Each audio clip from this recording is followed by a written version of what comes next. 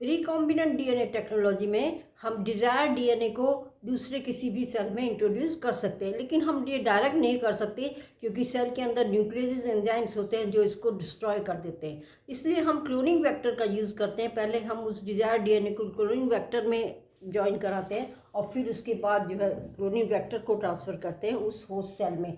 E coli के लिए जो वेक्टर यूज़ होता है वो ये है, ये प्लाज्मिड है और इसमें यहाँ पर हमने ये डीएनए जोड़ दिया है।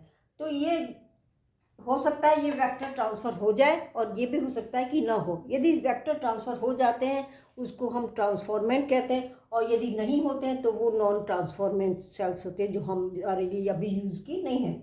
और ये और डीएनए का ये पार्ट जो है ये वेक्टर में जुड़ गया है कि नहीं जुड़ा है, इसके हिसाब से यदि जुड़ गया है तो ये रिकॉम्बिनेंट कहलाएगा वेक्टर और यदि नहीं जुड़ा है तो ये नॉन रिकॉम्बिनेंट वेक्टर कहलाएगा।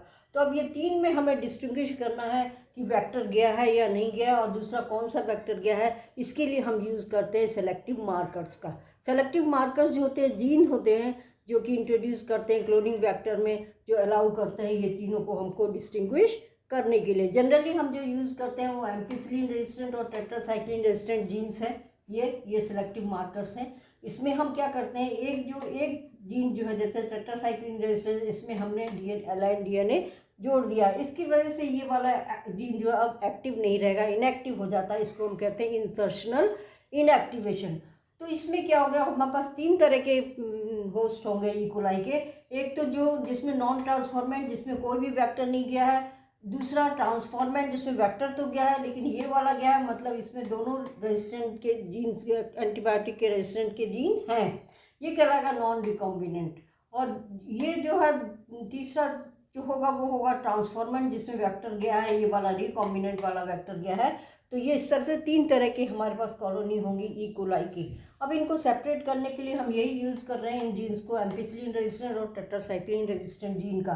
पहले हम इसको ग्रो कराते हैं एम्पिसिलिन कंटेनिंग मीडियम में। जो नॉर्मल ई कोलाई सेल्स होते हैं उनमें कोई जीन नहीं होते रेजिस्टेंट के, इसलिए वो यहाँ पे किल हो जाएंगे। लेकिन इसमें ये भी है जीन और इसमें भी जीन है एम्पिसिलिन रेजिस्टेंट का, तो ये दोनों यहाँ पर जिंदा रहेंगे। फिर जिसको हम ट्रांसफ़र करते हैं टेट्रासाइक्लिन में, इस कंटेनिंग मीडियम में, तो इसमें टेट्रासाइक्लिन रेजिस्टेंट जीन तो वर्क करेगा लेकिन यहाँ पर ये वर्क नहीं करेगा क्योंकि ये इंसर्शनल इनएक्टिवेशन हो गया है। इसलिए ये वाले जो सेल्स जिसमें ये वाला वेक्टर होगा वो यहाँ पर किल हो जाएंगे। तो इस तरह से हमारे तीनों जो तरह के जो होस्ट सेल्स हैं वो अलग अलग हमें मिल जाते हैं।